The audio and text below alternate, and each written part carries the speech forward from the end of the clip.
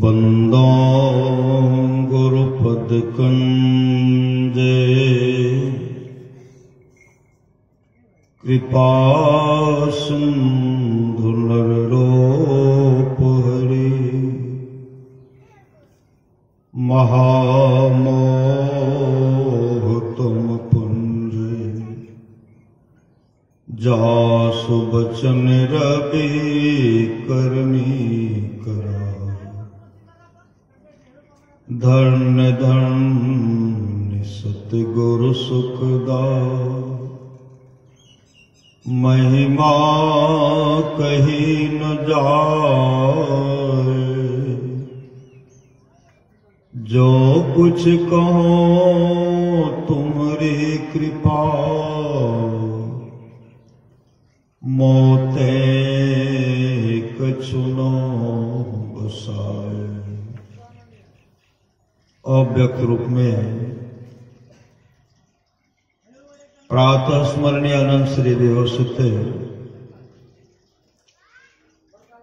परम पूज्यपाद सदगुरु महाराज के चरणों में कोटि कोटि नमन। विशिष्ट गुरुजन उपस्थित सत्संग प्रेम महानुभावों,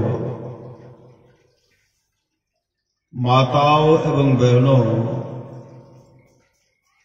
सभी के अंदर में बैठे हुए परमात्मा को कोटि कोटि नमन।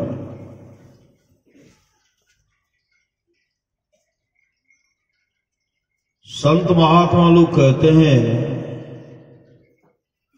मनुष्य जीवन की सफलता, यह मानव का शरीर जो हम लोगों को मिला है, यह कैसे सफल होगा। सफल मनुष्य जीवन की सफलता भगवत प्राप्ति में है। यह तन बार बार मिलने को नहीं है, यह शरीर जो है बार बार नहीं मिलेगा, यह तन बार बार मिलने को नहीं है। इसलिए आगे की यात्रा के लिए अभी से भगवत भजन रूपी धन संग्रह करो। परम संत बाबा देवी साहब की वाणी है, चिता में जलने, एक न एक दिन चिता में जलना है और कब्र में दाखिल होना है। चिता में जलने और कब्र में दाखिल होने के पहले मोक्ष प्राप्त करो।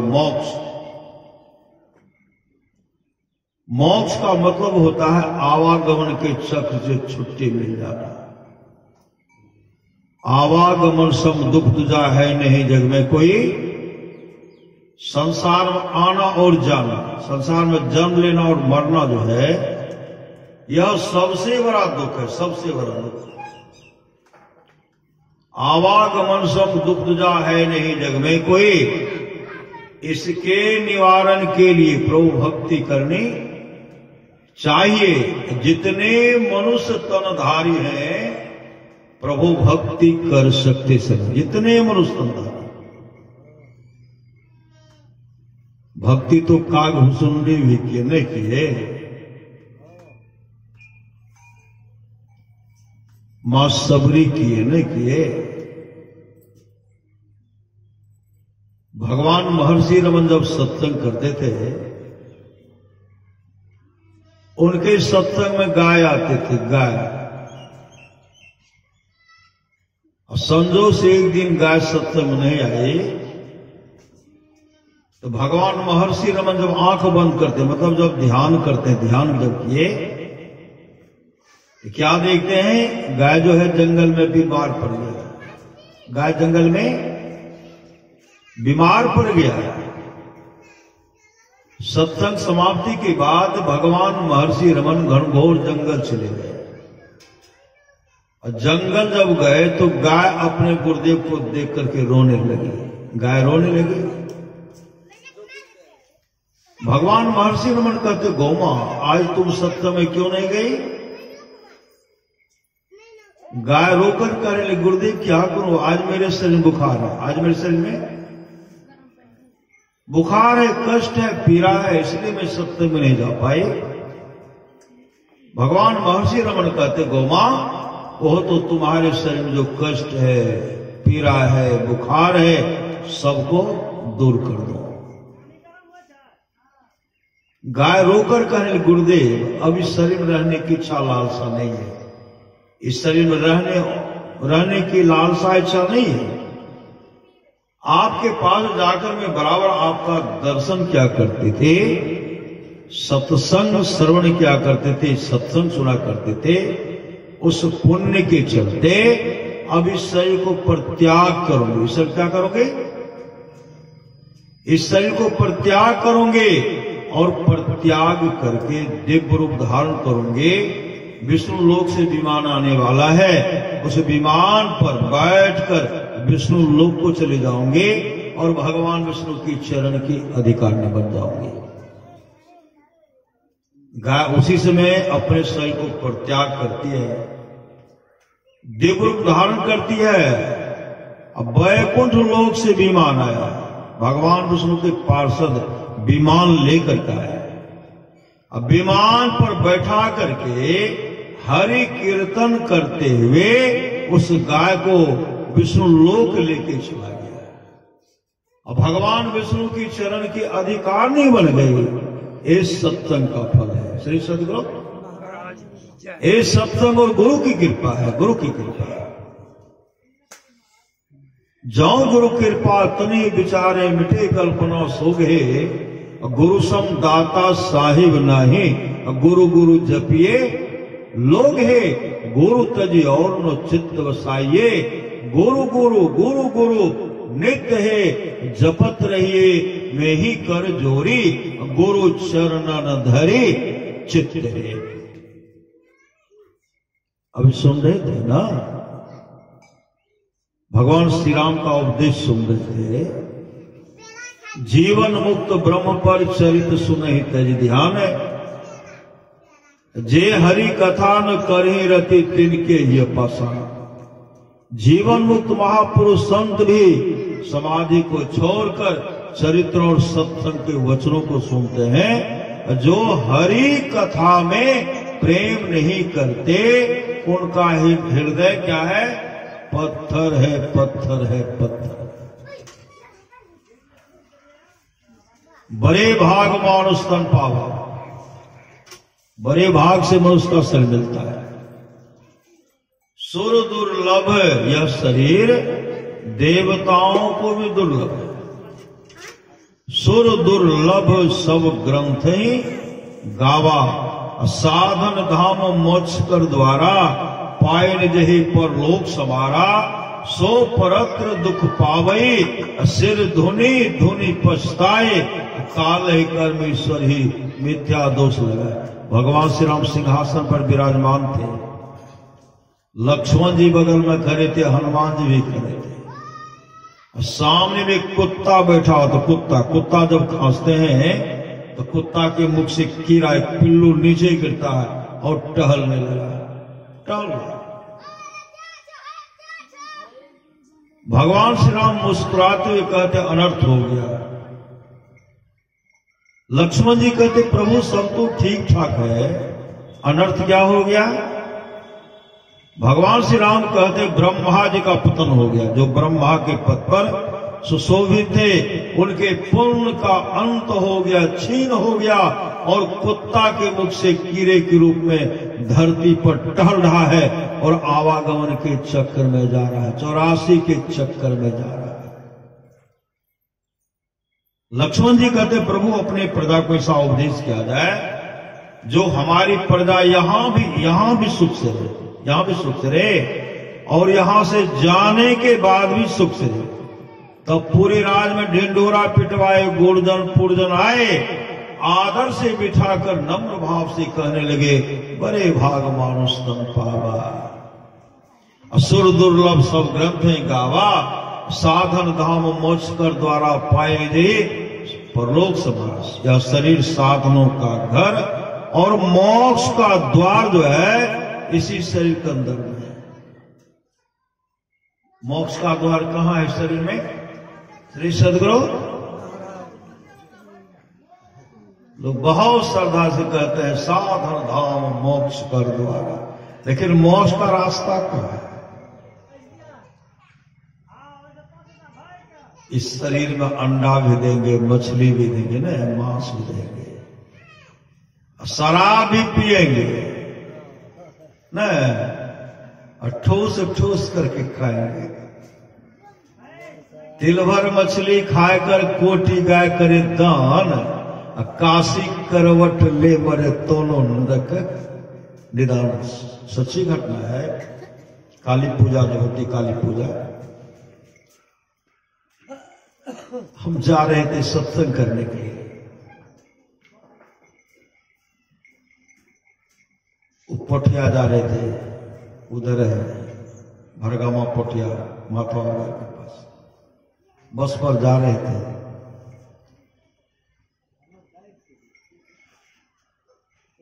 चर्चा हो रही थी बस पर, कुछ लोग सब माई सब चर्चा कर रहे थे। दशहरा में जो पाठा दल के रहे श्री सदगुरु खसी दल के पाठा,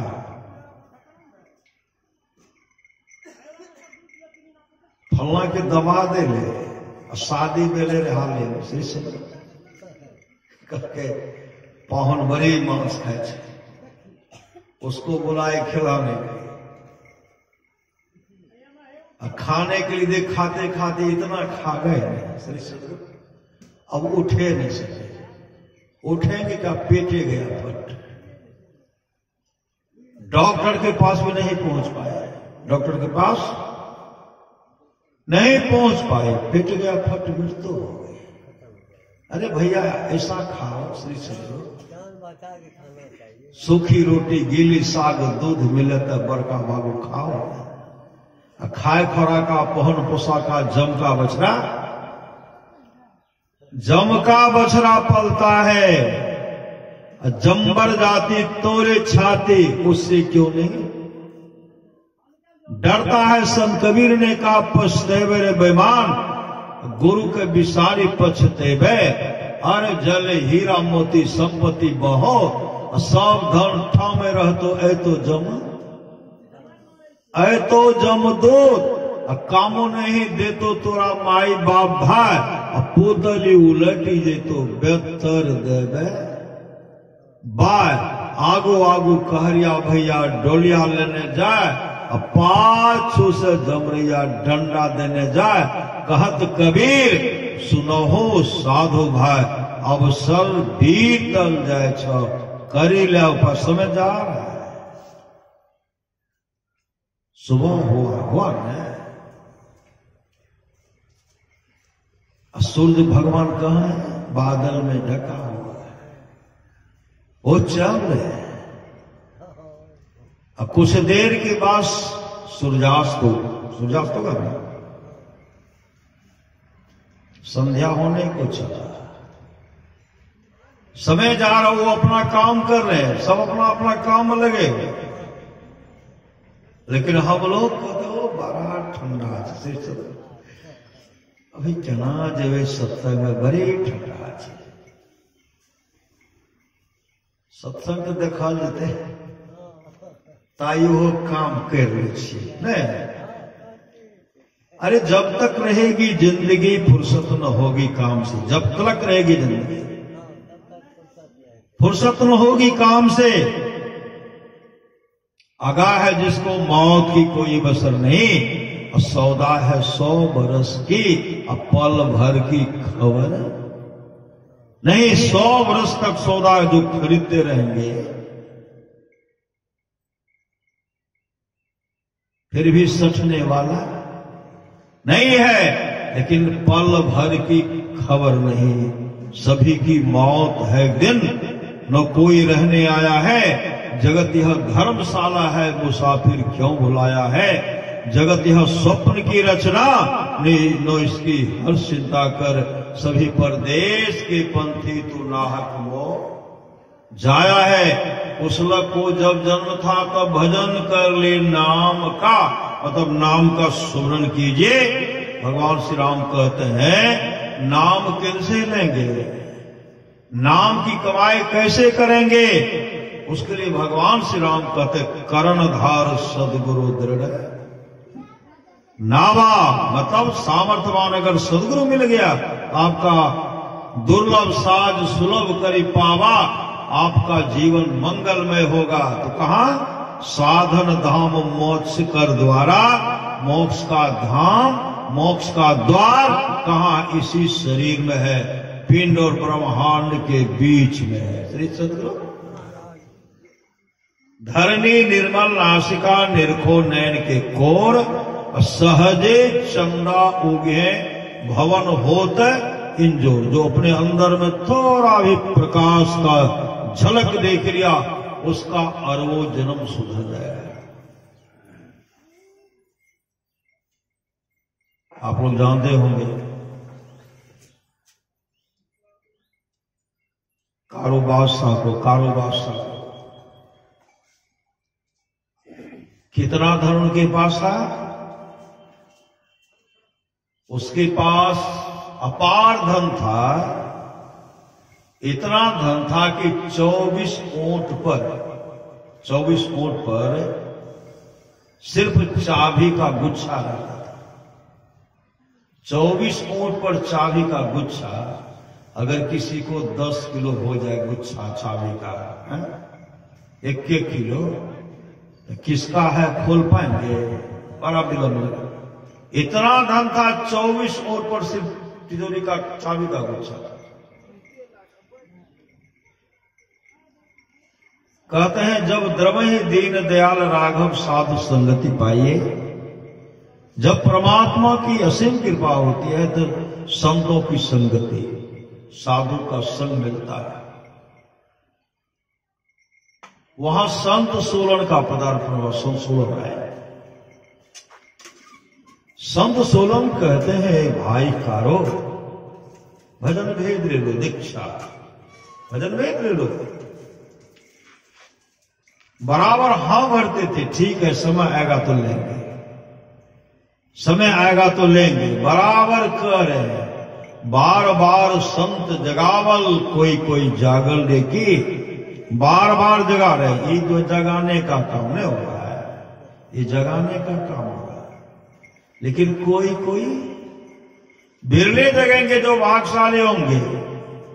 कोई कोई जागल लेकी बार बार उनको उपदेश करते हैं, भैया कारो दीक्षा ले लो, नाम दान कर ले लो, नाम की कमाई कर लो, भजन भेद ले लो।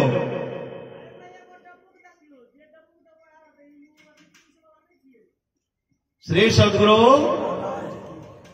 एक दिन ऐसा समय आया, संत सोलन आए। संत सोलन कहते आज आप भजन भेद ले लीजिए। कारू बादशाह के मन में, हम तो बादशाह है, हम बादशाह, एक लंगोटीधारी फकीर, हमको कहते दीक्षा ले लो। आवेश में आकर कहते हम नाम दान नहीं लेंगे,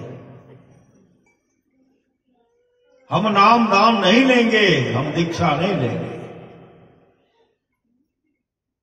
इतने श्रद्धा से समझाए, समझने के लिए तैयार है। कारू बादशाह कहता है सिपाही इसको पकड़ो और इसे जल्लाद के हवाले कर दो, जल्लाद के हवाले कर दो, फांसी के तट पर तथा डालो।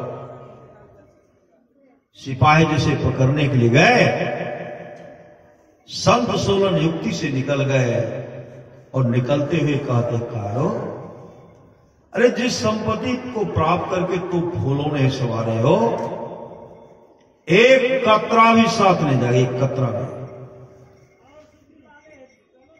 और संपत्ति को बटोर बटोर कर रखने वाले को आज तक शांति नहीं मिली और अंत भला भी नहीं हुआ। अंत भला तब भला, अंत भला तब भला। अभी ऐठ कर करते हो। महापुरुष की वाणी है, तन क्या मांझता रे, एक दिन मिट्टी में मिल जाना, एक दिन मिट्टी में मिल जाना। अंत भला तब भला, संत सोलन तो युक्ति से निकल गए। इनका काम था कभी इस पर चढ़ाई करना, कभी उस पर चढ़ाई करना। एक राजा इसको बंदी बना लिए। बंदी बनाने के बाद उसे जल्लाद के हवाले किया गया। जल्लाद से कहते हैं, जल्लाद इसे फांसी की सजा दे दो।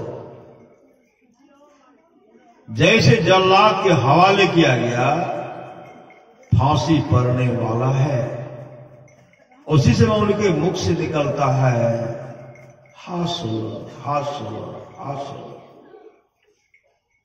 चीखते चिल्लाते संत सोलन को पुकार करते हैं। जिस राजा ने उसे बंदी बनाया था वह संत सोलन का शिष्य था। राजा कहते हैं, ऐ कारो, तुम्हारा कुछ ही क्षण में प्राण पखेरु उड़ने वाला है। पत्नी को नहीं चाह करके, पुत्र को नहीं चाह करके, धन संपत्ति को नहीं चाह करके, राजपाट को नहीं चाह करके, तिजोरी का चाबी का गुच्छा नहीं चाह करके, अंत में तू किनका नाम लिया? कारुवासा कहते हैं, हे राजन, मेरे राज दरबार बराबर संत सोलन का पदार्पण होता। वो कहते थे, भजन भेद ले लीजिए, भजन भेद, नाम की कमाई करो।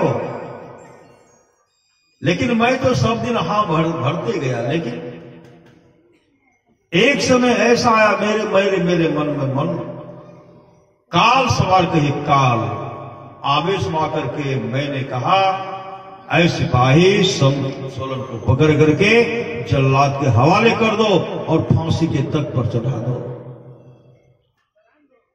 मेरा सिपाही उनको पकड़ने के लिए गए, लेकिन पकड़ नहीं पाए और किसी युक्ति से निकलते हुए कहते हैं, कारो, संपत्ति को बटोर बटोर कर रखने वाले को आज तक शांति नहीं मिली। अंत भला तब भला, अंत भला तब भला, समझाना समझ रहा। लेकिन आज मैं देख रहा हूं, पुत्र मौजूद है, पत्नी मौजूद है, राजपाट मौजूद है, जीवन में जो भी मैंने संग्रह का तमाम वैभव मौजूद है, इन तमाम के रहते हुए आज मेरा अंत भला नहीं हो रहा। आज मेरा अंत भला नहीं हो रहा। इसलिए मैं अंत में उन संत को याद किया है, हे सोलन, मैं देख रहा हूं कि मेरा अंत भला नहीं हो रहा है। इतना कहने भर का देखा, वह राजा जो था संत सोलन का शिष्य था। वह राजा कौन था? संत सोलन का शिष्य था। उसी समय वह राजा कहते हैं, जल्लाद, इन्हें छोड़ दो, क्योंकि अंत में यह मेरे गुरु का नाम है, अंत मेरे यह गुरु का नाम लिया है। तब उनको छोड़ दिया गया। और उसी समय जब फांसी के तख्त पर से उनको उतारा गया, उसी समय राजा के पास गए और राजा से कहते हैं, राजन, मुझे भी चाहिए संत सोलन का शरण चाहिए, चरण चाहिए, मुझे नाम दान, मुझे भजन भेद दिला दीजिए। श्री सदगुरु तब कारुवासा संत सोलन से भजन भेद लिए, भजन भेद लिए।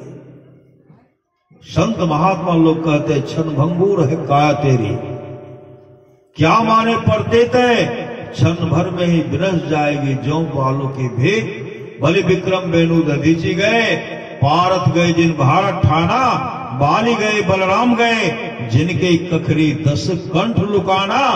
गए दुर्योधन जग जुरे, 64 कोस तक छत्र समाना।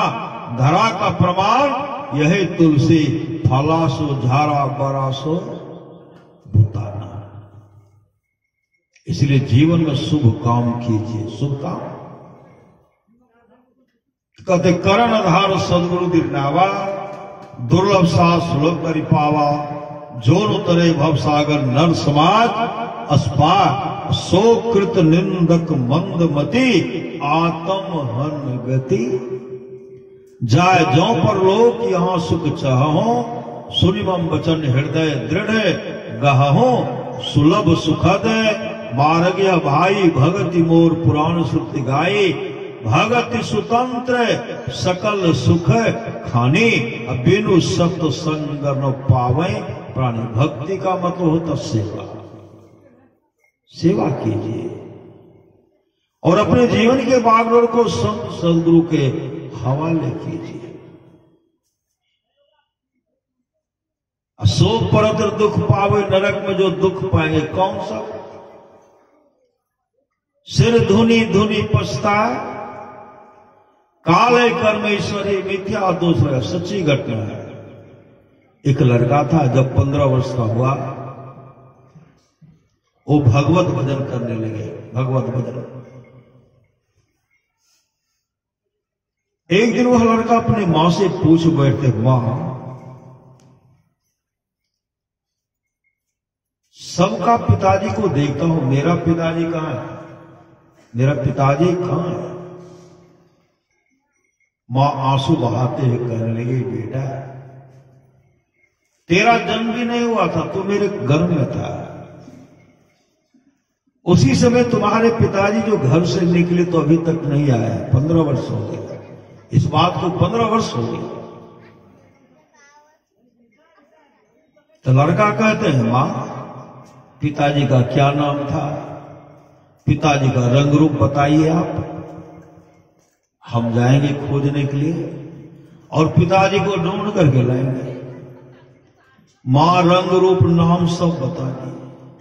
लड़का था भगवान का भक्त, भगवान का भक्त। गीता का अध्ययन करने वाला था, गीता का श्लोक हुआ उच्चारण तो पढ़ते रहता था, ध्यान भजन करता था, संत उपासना करता था।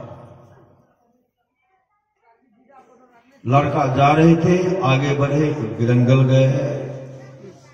जंगल गए तो विचार के कुआं था, वहां स्नान कर लिए। स्नान करने के बाद वो संध्या करने के लिए, मतलब संध्या ध्यान करने के लिए जब वो बैठे, ध्यान किए, ध्यान से जब निवृत्त हुए, चौथा श्लोक गीता का चौथा श्लोक जो है, चौथा अध्याय का श्लोक का पाठ जैसे करते हैं, एक भयंकर आवाज होती है, भयंकर आवाज। गीता का श्लोक का जैसे पाठ करते हैं, उसी से भयंकर आवाज, विस्फोट हुआ। उस आवाज में क्या देखते हैं? उस आवाज में एक प्रेत को देखते, प्रेत को देखते हैं। प्रेत को देखने के बाद उनको अपने पिता का भी दर्शन होता था। दर्शन देखे तो नहीं थे, लेकिन मां ने बताया। उस रूप का दर्शन करते हैं और उस रूप के बाद दैदीप्यमान रूप का दर्शन करते, दिव्य स्वरूप रूप का दर्शन करते हैं। वो उसमें प्रेत से उनके पिताजी का रूप और दैदीप्यमान स्वरूप का दर्शन करते हैं। उसी समय वैकुंठ लोक से विमान आता, भगवान विष्णु के पार्षद आए। पार्षद विमान लेकर के जैसे आए, उनको विमान पर बैठा लिए। किनको? जो प्रेत से निकला था दिव्य रूप, उनको विमान पर बैठाए। विमान पर जब बैठाए तो चारों तरफ हरि कीर्तन हो रहा है। हरि कीर्तन हो रहा है। जब उनको लेके जाने लगे तो उसी समय वो कहते हैं, भगवान विष्णु के पार्षद से,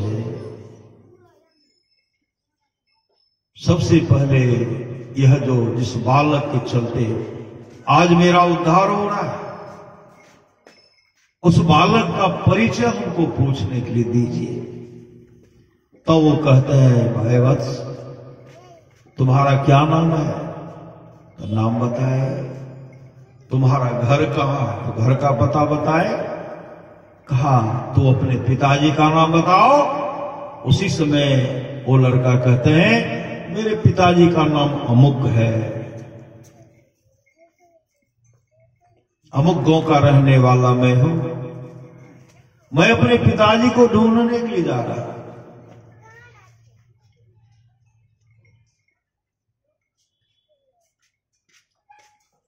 उसी समय इस तरह का चर्चा हो ही रहा था।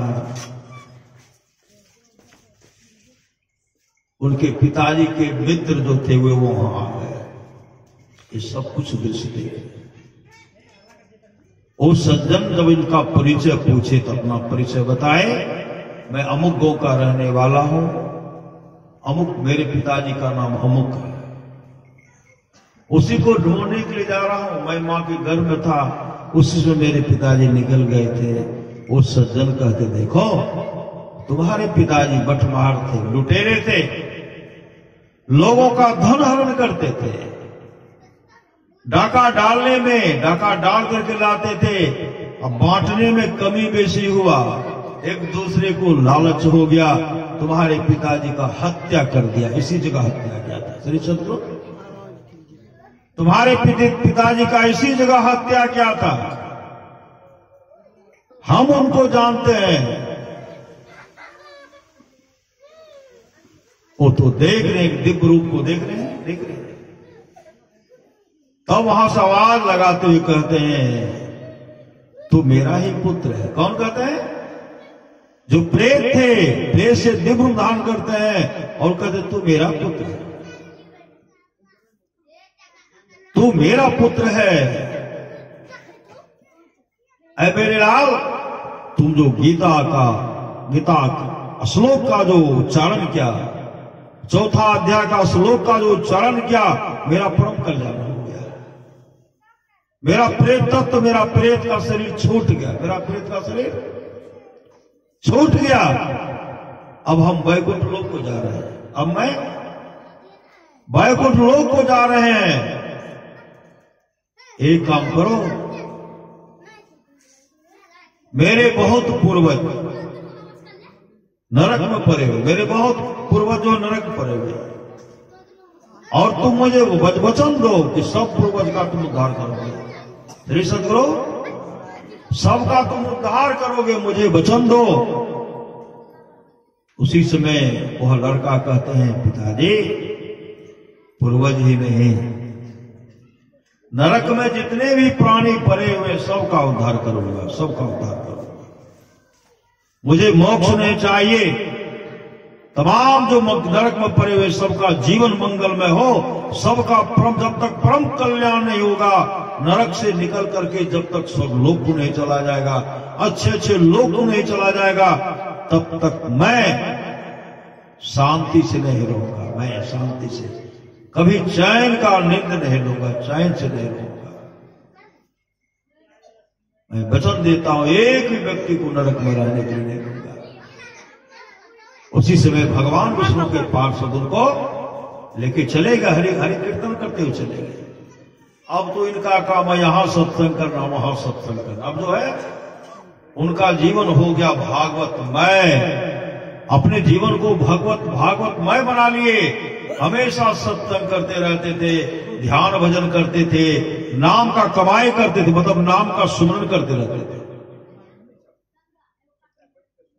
उनके भक्ति भाव से भगवान विष्णु प्रसन्न हो गए, भगवान विष्णु प्रसन्न हो गए।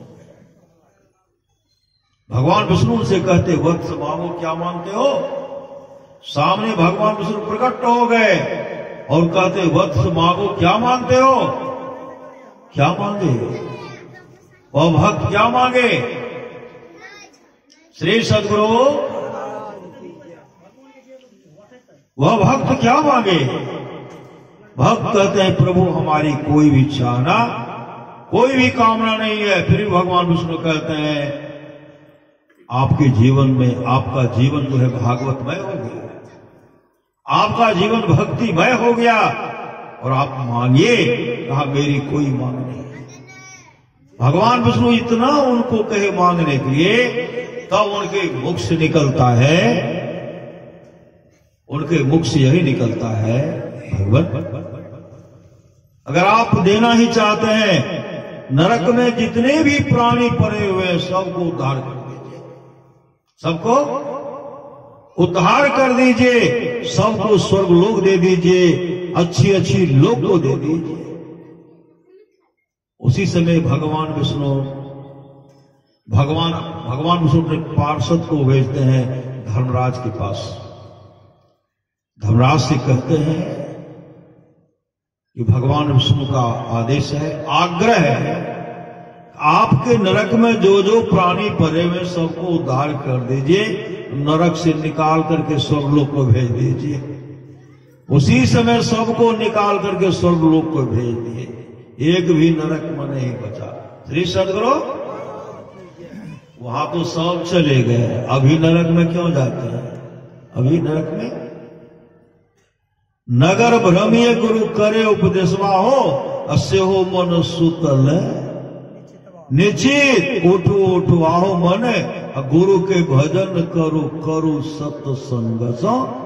प्रीत, अभी जीवन में सत्संग नहीं है, खान पान में सुधार नहीं है, तिल भी तिल भर मछली खाकर कोटि गाय करे दान, काशी करवट ले मरे दोनों नरक। दोनों नरक, नरक भी तो बहुत देखते हैं। सत्संगी सबको सत्संगी तो नहीं है कहिए, जो पाठा चढ़ाते हो सत्संगी है नहीं है। श्री सत्संग पाठा चढ़ाते हैं, नहीं गच्छ नहीं। बहुत जगह गए, एक जगह गए,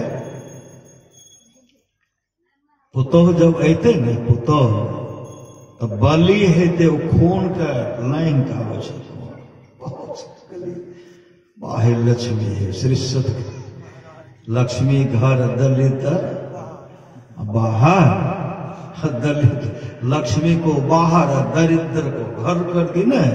लक्ष्मी एले और उन्हें दरिद्र एक पाठा चढ़ाइएगा ना, 101 बार बनना पड़ेगा, 101 बार बनना पड़ेगा। कान खोल करके सुन लीजिए, जब तक अपने जीवन के बागडोर को सामर्थ्यवान सदगुरु के हवाले नहीं करेंगे, जब तक आपके हृदय में दया नहीं होगी।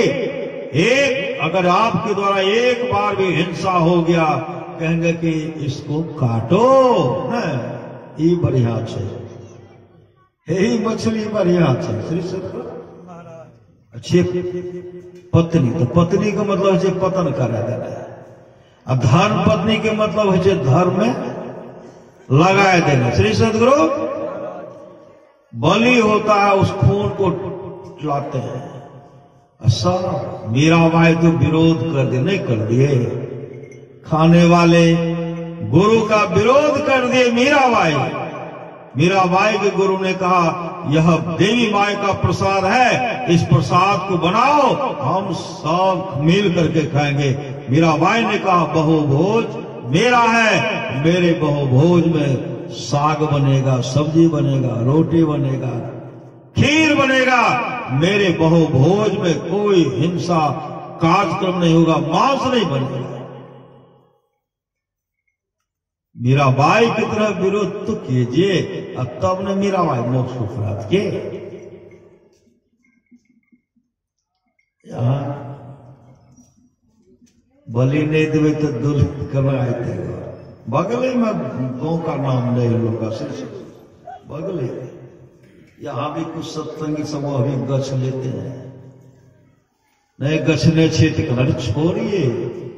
अरे फिकर, अभी फिकर छे कि देवे एगो चढ़ेवे फेरो। फिकर सबको खा गया, फिकर सबका पीर। अब फिकर को फाका करे ताका नाम फकीर। ये फिकरे खाएगा, लेकिन नहीं देवे तो पहले से कोच आदमी देखे मेरे गांव की बात है। श्री सद्गुरु बड़ा श्रद्धा से वहां गए, वो देखते तो दूरी से उसे प्रणाम कर रही, उस माए को देखते थे से उधर मेरा नजर नहीं है। श्री सत्य हम गए, कुछ देखो कि अब आप देखे तो कुछ श्री सद्गुरु ओठा देखे हाँ एक गछ रहल छै, ओकर 5-5, 3-3, 4-4 पाठा।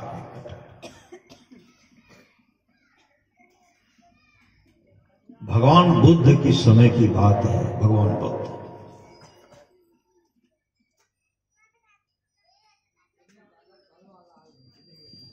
भगवान बुद्ध यह कहानी कहते थे। बनारस की बात है, बनारस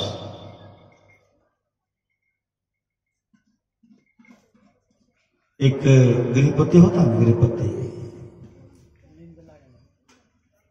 उनके यहां श्री सद्गुरु उनके यहां भेड़ का बलि देना था, भेड़ का बलि। भेड़ को लाया गया। अब पंडित जी भी आए, पंडित जी कर्मकांडी ब्राह्मण आते हैं, उनसे मंत्र उच्चारण करवाते हैं। कर्मकांडी ब्राह्मण भी आए। अब भेड़ का जो है आगे पीछे नहीं करते हैं, देखते हैं पहले फुलहास करते हैं। यहां भी भगत में भी करते हैं। श्री सदगुरु हम तो कहते भगत एक ही है। श्री सदगुरु भगत कहिए, भगत कहिए, सत्संगी के, लेकिन खान पान में सुधार रखिएगा तब। बहुत भगत सभी खाते हैं न, कैसे भगत है? बहुत खाते हैं। श्री सदगुरु बहुत खाते हैं और भूल से मानते कहते लाओ हो दैये दो। श्री सदगुरु दैये दो, नहीं तो हम तो तोरा माफ नहीं कर सके। श्री सदगुरु अरे उन पर सवार होता है। अगर देवता सवार होता है तो राक्षस भी तो सवार होता होगा। श्री सदगुरु देवता सवार होता है, देवता खाने के लिए थोड़ी मांगता है। देवता सवार होता, राक्षस सवार होता तब न कहता दो हो। श्री सदगुरु जगह देते तब न सवार हो जाता है। जानते होंगे आप लोग, यहां कोदरा घाट का कहानी है। रामेश्वर बाबा पहुंचे, गुरु महाराज के प्रिय शिष्य थे रामेश्वर बाबा। वो अपने पिताजी कहते बाबू हो भजन भेद लाना दीक्षा। उनके पिताजी कहते थे हे हो गोसाई हम जे छे न हम भजन भेद नहीं लेबो।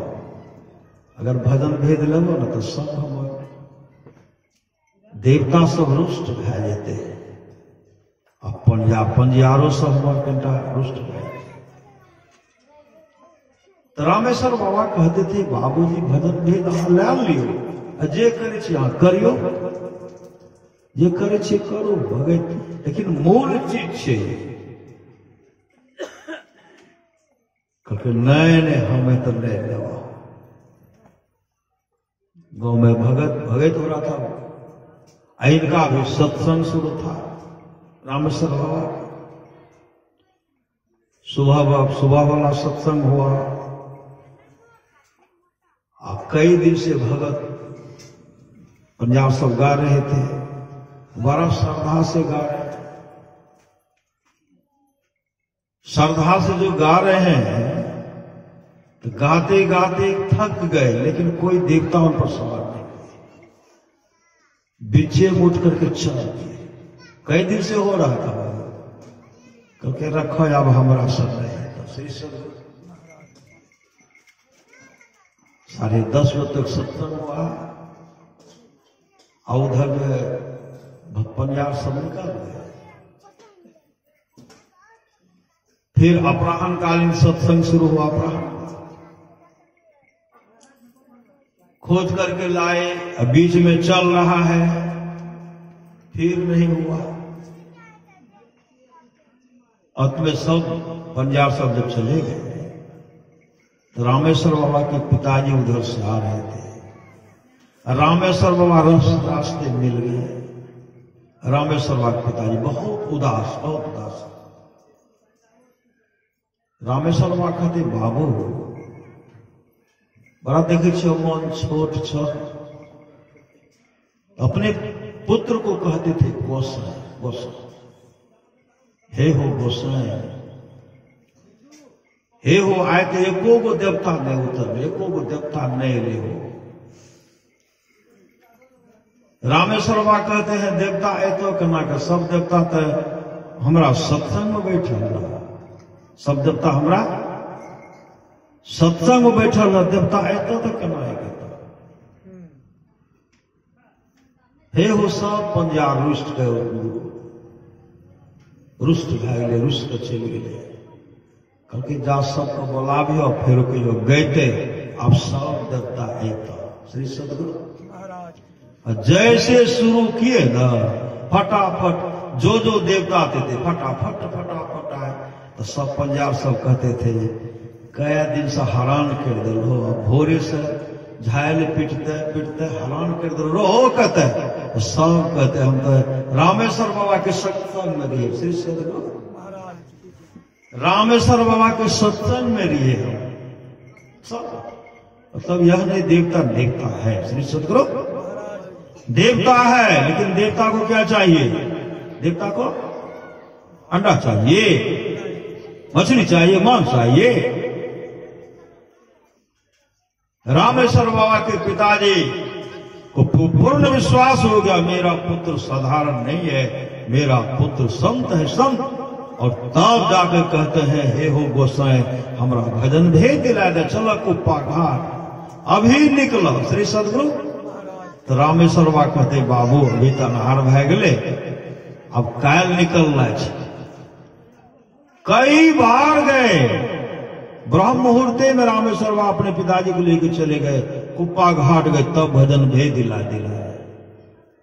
बहुत आदमी देखे नहीं हमरा पर हमरा पर देवता सवार नहीं हेते, क्या तो हम भगत करे छे नहीं हेते। अरे सब देवता आएगा, 33 करोड़ देवता तक आएंगे, लेकिन अपने जीवन के बागडोर को सदगुरु के हवाले कीजिए, भक्ति कीजिए। मैं कह रहा था भगवान बुद्ध के समय की बात है, एक गिरपति के यहां भेड़ का बलि देना था, भेड़ का बलि। श्री सदगुरु भेड़ का बलि देना था।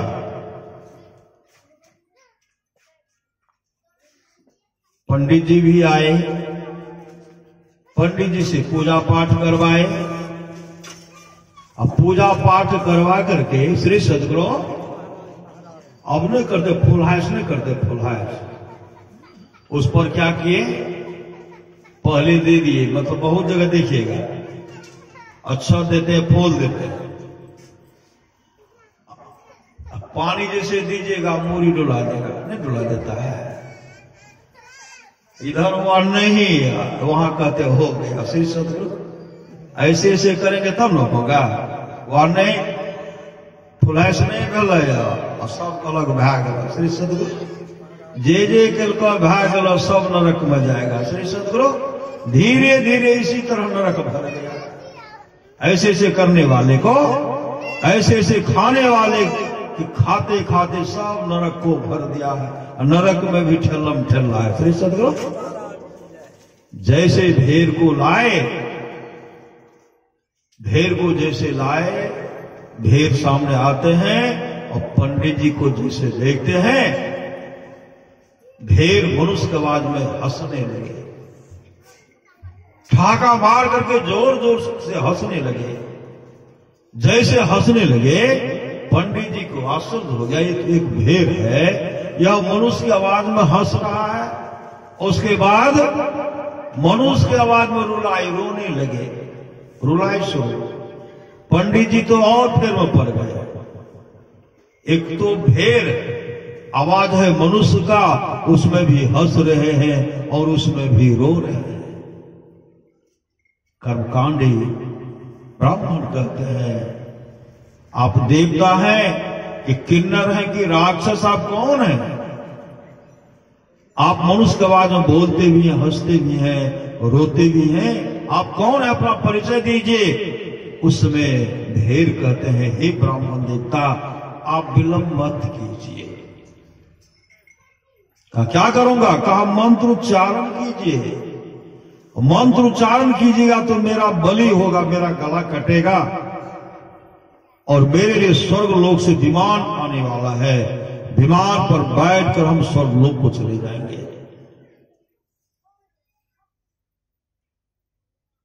पंडित जी कहते नहीं, सब पूरा पूरा बताइए, हंसे क्यों, रोए क्यों, इसका कारण बताइए। उसमें भेड़ कहते हैं जिस तरह आप कर्मकांडी ब्राह्मण हैं, मैं भी था, मैं भी था,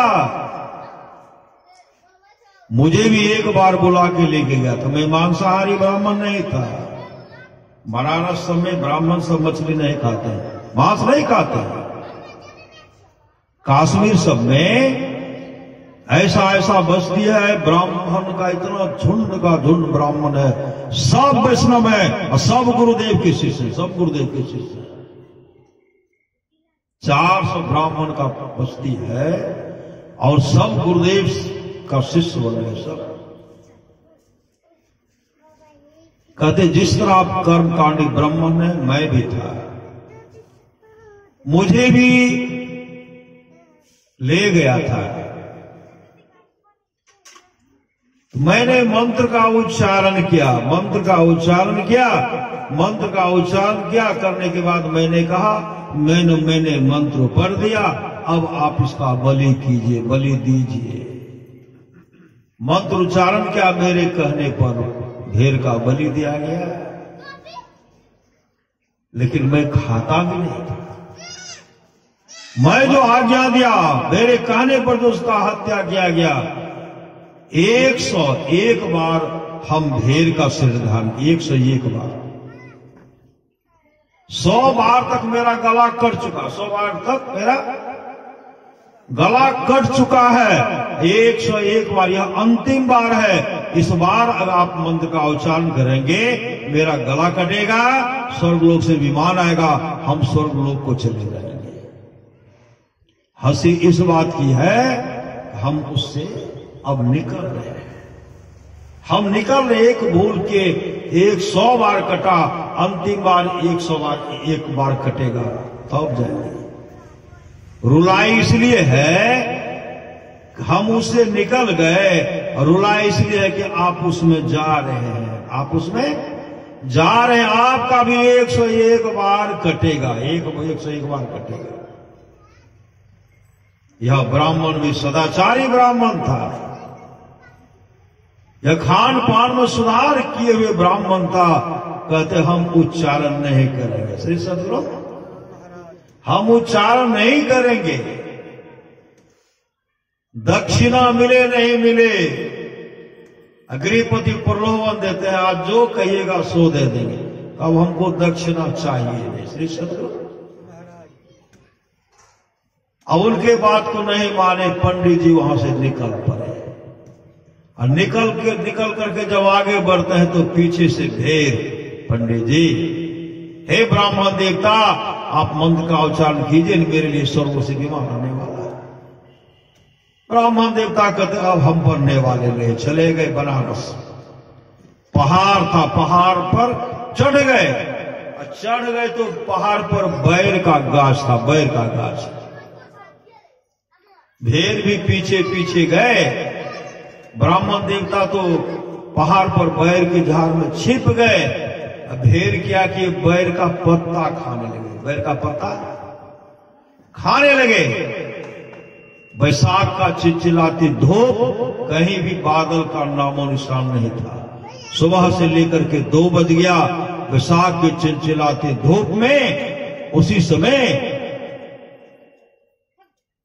बिजली चमकता है, बिजली चमकता है। इतना भयंकर आवाज हुआ, वज्रपात गिरा, किन पर गिरा तो भेड़ के गले पर गिरा। शांति संदेश को पढ़िएगा, 1995 से शांति संदेश को पढ़िएगा, उसमें आया गले पर जैसे गिरा, भेड़ का गला कट करके अलग उछल रहा है, सर अलग, धर अलग उछल रहा है। और वह ब्राह्मण जो थे, ब्राह्मण देवता देख रहे थे, उनके कर्म फल को देख रहे थे, उनके कर्म फल को देख रहे थे। उनके लिए विमान आया, श्री सदगुरु, किनके लिए? भेड़ उसी समय दिव्य रूप धारण करते हैं, क्योंकि सदाचारी ब्राह्मण था, उनका कर्म पुजाने का कर्म ही उनका था। विमान आया, विमान पर बैठा कर उनको स्वर्ग लोक लेके चला गया। तो हम लोग तो मानवे नहीं कहते, श्री सदगुरु, मानत नहीं मन मोरा साधु, मानत नहीं मन मोरा रे, बार बार तो ही कहे समझावो, जग में जीवन थोड़ा रे, क्षण भंगुर है काया तेरी, क्या माने पर देते, क्षण भर में विनस जाएगी जो बालों की भेंट। इसलिए श्रद्धा से, हिंसा तो होनी ही नहीं है। हिंसा देखते हैं बहुत जगह करते हैं, गरुड़ पुराण को पढ़िए तो गरुड़ पुराण में कहीं भी है मछली मांस का? कहीं गरुड़ पुराण में देखिए ना, गरुड़ पुराण को लौट करके पढ़िए, श्राद्ध क्रिया के अवसर पर गरुड़ पुराण का पाठ किया जाता है न। कहीं है मछली का प्रयोग? देखिए तो कहीं मांस का प्रयोग है? मनुस्मृति पर ये कहीं है मांस का प्रयोग? कहीं मांस का प्रयोग नहीं है, मांस खाने का कहीं भी प्रयोग नहीं किया गया। मनुस्मृति में कहा गया अष्टघात का, अष्टघात का। 8 घातक कहलाता है, बेचने वाला, मोल लेने वाला, आज्ञा देने वाला, शस्त्र से मांस काटने वाला, मोल लेने वाला, खरीदने वाला, पकाने वाला, परोसने वाला, खाने वाला, 8 घातक होता है। मनुस्मृति को पढ़िए, कहीं भी श्राद्ध क्रिया के अवसर पर मछली मांस खाने के लिए नहीं कहा गया। इधर कहेंगे नहीं खेबो, साल भर नहीं खेबो, तो खेबो तो नरक में जय भो, कोई नहीं बचे तो कोई नहीं। माँ बाप चिल्लाते चिल्लाते रह जाएंगे, हे भारिया, हे कुटुंबियों, हे सगे संबंधियों, कोई तो मुझे जम की मार से बचाओ, जम की फांस से बचाओ, कोई नहीं बचाएंगे। कहे मछली नहीं खेबो तो शुद्ध शुद्ध 10 दिन रहे, 12 दिन रहे, पवित्रता से नहीं रहे, नहीं रहे। बीच में क्यों नहीं खाए? जिस दिन मारा था उस दिन क्यों नहीं शुगर खा लिए, क्यों नहीं कुत्ते खा लिए? श्री सदगुरु क्यों नहीं पाठा खाए? नहीं, छुतुक भाग ले, केना खेबे? मतलब परिवार से एक मेरा सदस्य चला गया है, उनको शांति मिले उसके लिए हम लोग सदाचार से रहते, 12 दिन तक रहते ना। कहीं दियाद बाद में चुपको से खा रहे खाए 12 अवरी। श्री सदगुरु 12 न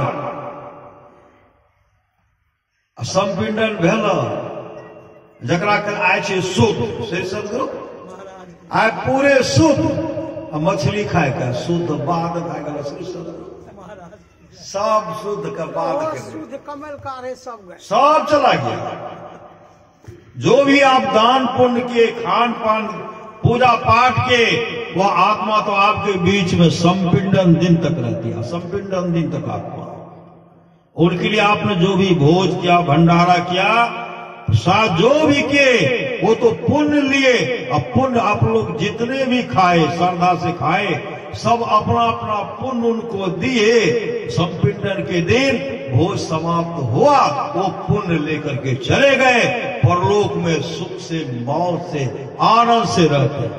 और उसके याद में जो हम लोग खर्चा किए, श्री सदगुरु जमीन बेच करके, जमीन शुद्ध भरना लगा करके, 10 टका नहीं देव, 5 टका सैकड़ा देव, श्री सदगुरु ई दे दो,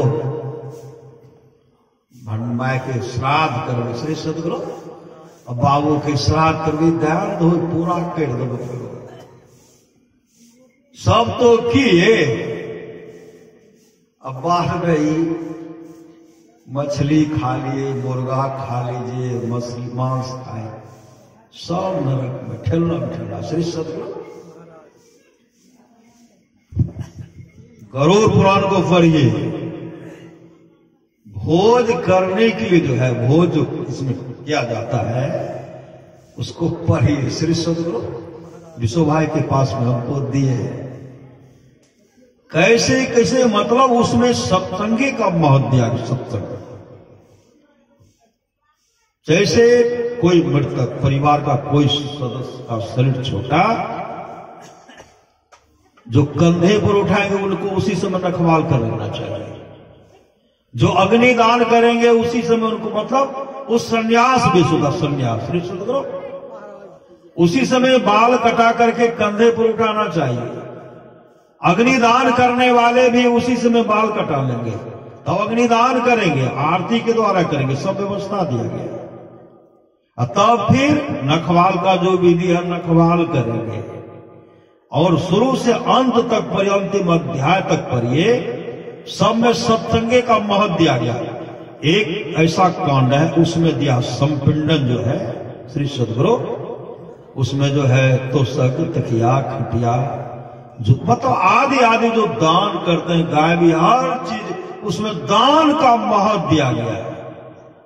फिर अंतिम में जाइए, फिर उसमें सत्संग, मतलब सत्संग का सर्वोपरि स्थान है। अगर सत्संग हो गया, श्राद्ध क्रिया के अवसर पर अगर सत्संग हो गया, जो जिस आत्मा के लिए हम सत्संग करते हैं उस आत्मा को तो शांति मिलेगी ही। हमारे जितने भी पूर्वज चले गए हैं, अगर कर्म बस भूल बस अगर वो नरक में पड़े हुए हैं, उनकी भी मुक्ति मिल जाएगी, उनको भी, उनका भी परम कल्याण हो जाएगा। लेकिन करने के लिए देंगे नहीं, पहलवानों सब कम ने श्री सदगुरु तो करवे करो, हमें जो छे तो करो सत्संग, हम करो मछली। श्री सदगुरु हमें यही सब मन सच्ची घटना है। जगह 1 जनवरी का सत्संग हुआ, कहीं कहीं आप लोग भी किए होंगे श्री सदगुरु, नहीं किए होंगे तो करना चाहिए। हम लोगों का जनवरी कब से शुरू होता है? शुद्ध हम लोग का नववर्ष है चैत से शुरू होता, नहीं होता है चैत से हम लोग, ये तो विदेशियों का है, फिर भी हम लोग मनाते हैं। इतना मनाते हैं कि जो भी शराब पीने में जोर लगा देते हैं, मछली मांस खाने में जोर लगा देते हैं, और सब नरक में ठेला ठेला। चैत का देखिए हम लोगों का, जो हमारे वंशज, हमारे पूर्वज, हम लोग ऋषि के संतान हैं, हम लोग महात्मा के संतान हैं, हम लोग भगवान राम के वंशज हैं, भगवान कृष्ण के वंशज हैं, भगवान शिव के वंशज हैं, आदि आदि महान पुरुष के हम लोग वंशज हैं। जब चैत का जन्मदिन, चैत का नववर्ष मनाया जाता तो क्या होता उसमें? कितनी श्रद्धा से भगवान के प्रति हम लोग श्रद्धायुक्त होकर के भजन कीर्तन करते हैं। वह नववर्ष मनाना हम लोगों के लिए मंगलमय हो जाता, मंगलमय। मंगल भवन अमंगल हारी, द्रवों से दशरथ अजर बिहार। वो श्रद्धा प्रेम से उसको मनाइए, लेकिन कभी भी हिंसात्मक नहीं होना चाहिए। हिंसात्मक जो करते हैं, कभी भी बलि होना ही नहीं चाहिए, बलि नहीं होना चाहिए। कहीं भी नहीं दिया, कहीं दिया ही नहीं दिया। हम लोग जो सत्संग करते हैं, देवलोक में खलबली मच जाती है, भगवान इंद्र को अधिक जलम। श्री सदगुरु देखिए ना, हमारे ऋषि मुनि जो तपस्या करते थे, उनके तपस्या करते थे, हवन करते थे, उनके हवन कुंड को राक्षस सब भंग कर देते, नहीं करते थे। और उसे जब पार नहीं पड़ता था, देवता सभी आकर के विघ्न कर देते थे। आप लोग जानते होंगे राजा उपरिचर राजा उपरिचर इतने धर्मात्मा थे, इतने धर्मात्मा थे, अपने पुण्य के बल पर वो हमेशा आकाशे में विचरण करते, आकाशे में रहते थे, आकाश में रहते थे, आकाश में हमेशा उड़ते रहते थे। यहां राज सिंहासन चल मिला, लेकिन आकाशे में उड़ते रहते थे। ऋषि मुनि सब हवन कर रहे थे, उसी समय भगवान इंद्र आ गए, तमाम देवता आ गए। देवता सबका जब पदार्पण हुआ, यहां तो ऋषि मुनि सब हवन कर रहे थे। भगवान इंद्र कहते हैं क्या हो रहा है? का हवन। किसका हवन? अच्छा, तिल जो आज भी यहां हुआ, श्री सदगुरु दिए, जो भी था बहुत श्रद्धा से दिए। सत्यनारायण भगवान का कथा कहा है, बहुत श्रद्धा से, उसमें भी गुरु का महत्व दिया। गुरु का मतलब होता है परमात्मा। श्री सदगुरु गुरु का मतलब होता था परमात्मा, और श्रद्धा से यहां किया गया, और श्रद्धा से करना भी चाहिए। और ऋषि मुनि सब जो हवन कर रहे थे, उसी समय देवता सब आ गए। भगवान इंद्र को भय हो गया, अगर इसका जग सफल हो जाएगा तो मेरा गद्दी प्राप्त कर लेगा, मेरा सिंहासन पर चढ़ाई कर देगा। और साधु महात्मा को सिंहासन की क्या आवश्यकता है? वो जो हवन कर रहे थे, उसी समय कहते देखिए, हवन तो छोड़िए, इसमें बलि होना चाहिए। बलि कहा, बलि होगा अज मन होता बकरा, अज मन होता अंकुरित। श्री सदगुरु अंकुरित तिल का, जौ का घी देते हैं, आदि आदि द्रव्य देते उसमें देते हैं। कहा इसका इसी का तो हम लोग हवन कर रहे हैं। कहा नहीं, यहां बकरा होना चाहिए। अज का मतलब होता बकरा। कौन कहते हैं? भगवान इंद्र, सब देवता सब कहते हैं। ऋषि मुनि कहते नहीं, हवन कुंड में हम लोग भली हिंसात्मक कार्यक्रम नहीं करेंगे। अब बार बार कह रहे भगवान इंद्र मानने के लिए तैयार। भगवान इंद्र क्या कहते हैं? चलिए आप लोग का जो राजा है, यहाँ का राजा ऊपरी चल जाए, उनको उनके पास चलिए। कहते राजा ऊपरी चल तो आकाश में है, वही विचरण कर रहे हैं। चलिए मेरे पास, मेरे साथ चलिए। भगवान इंद्र सब ऋषि मुनि को लेकर चले गए। अब वहां ले जाकर के राजा ऊपरी चल से कहते हैं, महाराज ये आपके राज में जो ये लोग हवन कर रहे हैं, इनको तो हवन करना चाहिए, बकरा का हवन करना चाहिए। ऋषि मुनि कहते नहीं, बकरा का नहीं होना चाहिए, तिल का, जौ का, अच्छा पता है नहीं, इसका हवन होता है, अंकुरित चीज का हवन होता है। कहते नहीं, आप बोलिए, आप देवता, आप राजा, आप बोलिए तो हम करेंगे बकरा का। ऋषि मुनि कहते नहीं, बकरा का हवन हिंसात्मक नहीं होगा। भगवान इंद्र कहते हैं ये जो कह देंगे उसी बात को हम मान लेंगे। राजा कह देंगे तो उसको उसके बात को मान लेंगे। राजा ऊपरी चर्च के मन में हुआ, ये ऋषि मुनि क्या हमको मदद करेंगे? हम है राजा, अगर हम पर कोई चढ़ाई करेगा तो देवता सब हमको मदद भी कर सकते हैं, देवता सब हमको मदद कर सकते हैं। उनके मुख से निकलता है देव तो भगवान इंद्र जो कह रहे हैं, देवता जो कर वो सत्य कह रहे हैं कि बकरा का बलि होना चाहिए। उसी समय साधु महात्मा हाहाकार किए, राजा तुमने अच्छा नहीं किया। एक धर्मात्मा राजा के मुख से निकला कि बकरा का बलि होना चाहिए। उसी समय उनके पुण्य का छिन्न होता है और राजा जो आकाश में विचरण करते थे उसी समय वो उसका सिर नीचे हो गया। नीचे होकर के वहां से गिरे, जमीन पर जब गिरे तो जमीन भी उनको जगह नहीं दी। जमीन भी कहा ऐसे पापी का सम्मान नहीं करना चाहिए, क्योंकि यह जो नहीं हिंसा नहीं होने चाहिए, यह हिंसा का समर्थन किया लालच में आकर के। उसी समय धरती फट गई, धरती फट गई तो राजा ऊपरी चढ़ उसी में समा गए। भगवान इंद्र का काम बन गया, नहीं बन गया। राजा ऊपरी चढ़ इंद्रलोक की गद्दी को प्राप्त करते सुशोभित होते, उनके पुण्य का अंत करा दिया। अभी जो भी होता है हम लोग जो करते हैं, कहते करवे करो, नहीं तो शुद्धवाद, जो भी हुआ सब शुद्ध चला गया। कहां चला गया? नरक में खई हो। संत कबीर ने कहा ऐसो जन्म नहीं पेवे मंडे, ऐसो जन्म नहीं पेवे रे, सूकर स्वान चराचर पशुआ, जन्म जन्म दुख पेवे रे, सूखी तृण आगे दर दे तो घास भूसा नहीं पेवे मंडे, ऐसो जन्म नहीं पेवे रे, चार पौधो सिंह गुंग मुख कैसिक हरि गुने गए रे, खींच के रसा खुटा में बांध तो परमुख देख सिरेवे मंडे, ऐसो जन्म नहीं पेवे रे, भारी बोझ तोरा पीठ पर लातो, पंथ चलत पछतेवे रे, हानि के हुरा को खाम मारतो, हुकरी हुकरी पछतेवे बंडे, ऐसो जन्म नहीं पेवे रे, धन संपत्ति डाकू ले जे तो संत सेवा कब करवे रे, कहे कबीर सुनो भाई साधो चल ही के बेरी, पछतेवे मंडे ऐसो जन्म नहीं पेवे रे। आप लोग जानते होंगे राजा हरिश्चंद्र इतने सत्यवादी थे। राजा हरिश्चंद्र यहां भी हुआ न, राजा हरिश्चंद्र का पाठ यहां बने हुआ। राजा हरिश्चंद्र कितना कठोर तप, उनको परीक्षा उनके साथ के लिए न लिया गया। पत्नी पुत्र अलग विलख रहे हैं, अपने कहां है।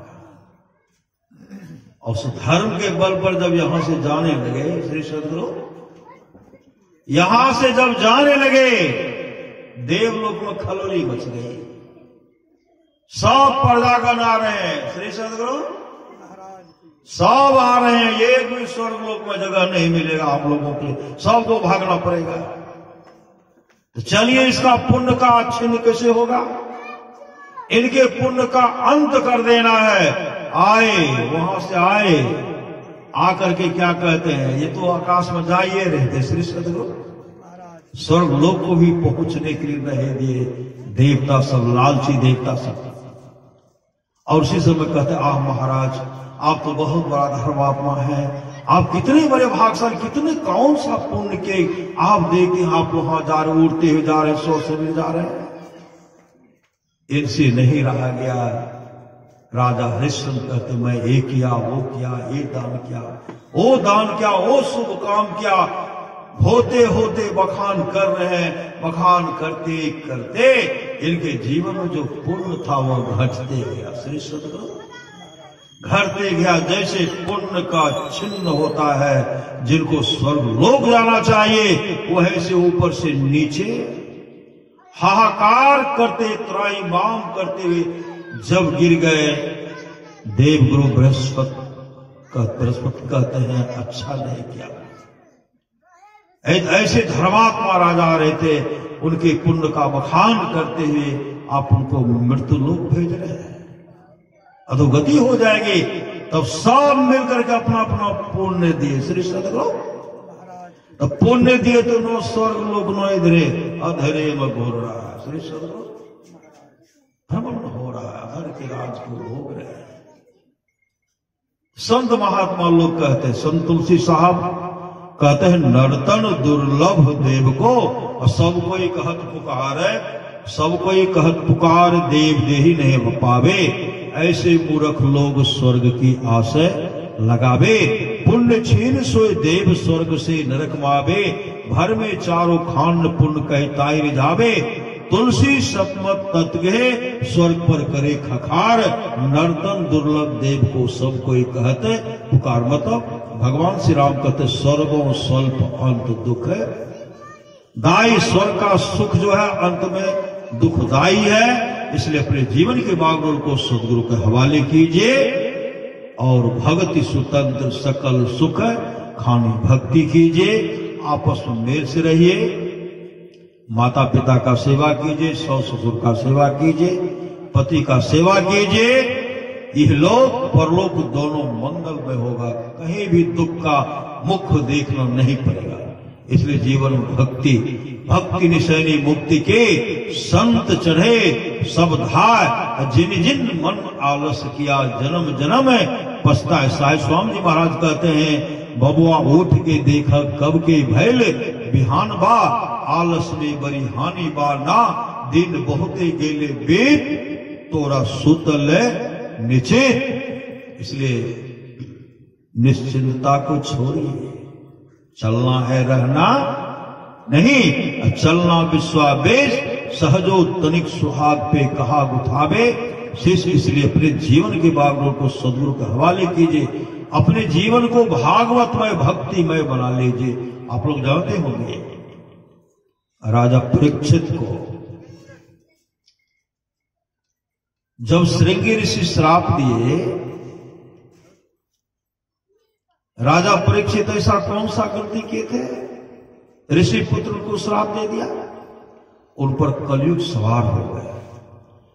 राजा जरासंध का मुकुट जो था उसी मुकुट में कलयुग प्रवेश कर गए, जो राजा परीक्षित पहने हुए थे।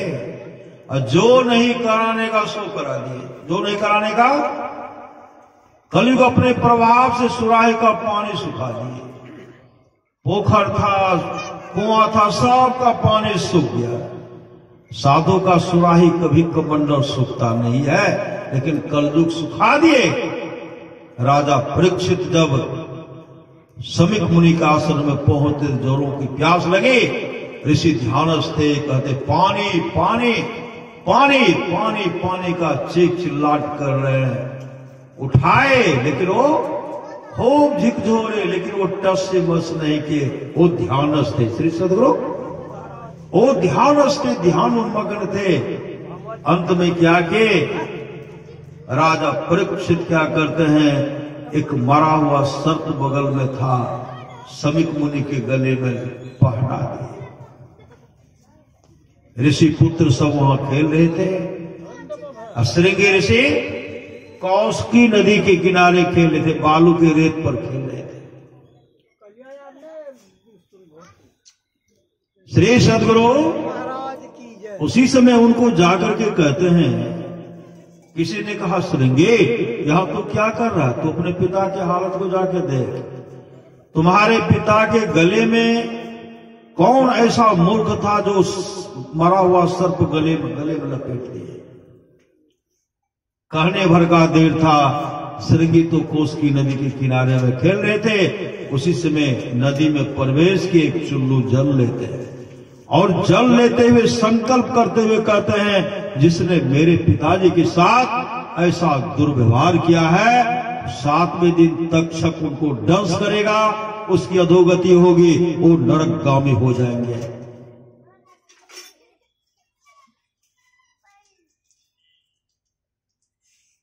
हाहाकार मच गया।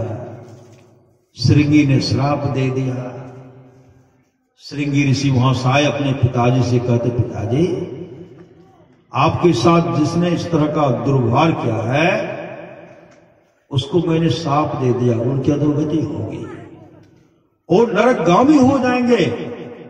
उसी समय समीक मुनि कहते हैं, श्रृंगी तो अच्छा नहीं किया। अरे कलयुग का सबसे बड़ा धर्मात्मा राजा परीक्षित है, और वो अपने मन से नहीं किया, कलयुग पर सवार हो गया, कलयुग से करवा दिया, तो अपना श्राप वापस ले ले। कहा, पिताजी श्राप कहीं वापस होने वाला नहीं, यह श्रीमद् भागवत महापुराण की कथा है। तब समीक मुनि वहां आते हैं, कहते, राजन मेरा पुत्र श्रृंगी आपको श्राप दे दिया है, 7 दिन आपको तक्षक डसेगा, आपकी मृत्यु होगी, आप नरकगामी हो जाएंगे, इसलिए बचने का कोई प्रयास कीजिए। इतना सुनते ही 7वें दिन तक्षक दंश करेंगे और उनकी अधोगति होगी। उसी समय अपने पुत्र जनमेजय को राज सिंहासन में बैठा दिए। चले गए ऋषि के झुंड में, जहां ऋषि मुनि थे, ऋषि के टोली में चले गए और उस समय कहते, मुझे बचा लो, मुझे बचा लीजिए, हे ऋषिवर मुझे बचा लीजिए, मुझे तक्षक दंश करेगा, हमारी अधोगति होगी, हम नरकगामी हो जाएंगे, मुझे किसी तरह बचा लीजिए। 88,000 ऋषि मुनि थे उस समय। सब देख रहे हैं, इनके विह्वलता को, इनकी व्याकुलता को देख रहे हैं। उसी समय सुखदेव मुनि का पदार्पण हुआ। जैसे सुखदेव मुनि का पदार्पण हुआ, जो भी ऋषि मुनि थे सब उठ करके खड़े हो गए, हाथ जोड़ लिए। वेदव्यास भी हाथ जोड़ करके खड़े हो गए और तमाम ऋषि मुनि कहते हैं, राजन आपका उद्धार यही सुखदेव मुनि करेंगे, सुखदेव मुनि। उसी समय राजा परीक्षित उनके चरण में लिपटते हुए रोते हुए कहते हैं, हे गुरुवर मेरा उद्धार कीजिए, क्योंकि हम नरकगामी हो जाएंगे, तक्षक हमको दंश करेगा, हमारी अधोगति होगी, समय भी नहीं है, मात्र 7 दिन है। इतने घबरा करके बोल रहे थे, चीख चिल्ला करके बोल रहे थे। उसी समय सुखदेव मुनि कहते, राजन आपको तो 7 दिन का समय है। राजा खटवांग को मात्र 2 घड़ी का समय, 2 घड़ी में मोक्ष को प्राप्त किए। कहा, सो कैसे? कहा, राजा खटवांग का दोस्त था जमराज।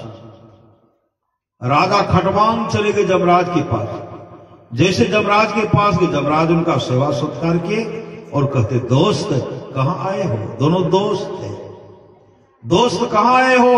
राजा खटवांग कहते, दोस्त एक दिन हमारी मृत्यु होगी, आप जाओगे, नहीं तो आपका दूध जाएगा। हम आपसे पहले मिलने के लिए आगे, हमको कई वर्ष पहले खबर कर दीजिएगा, तब भगवत भक्ति भजन करेंगे, हम ध्यान भजन करेंगे, जिससे मेरा परम कल्याण हो।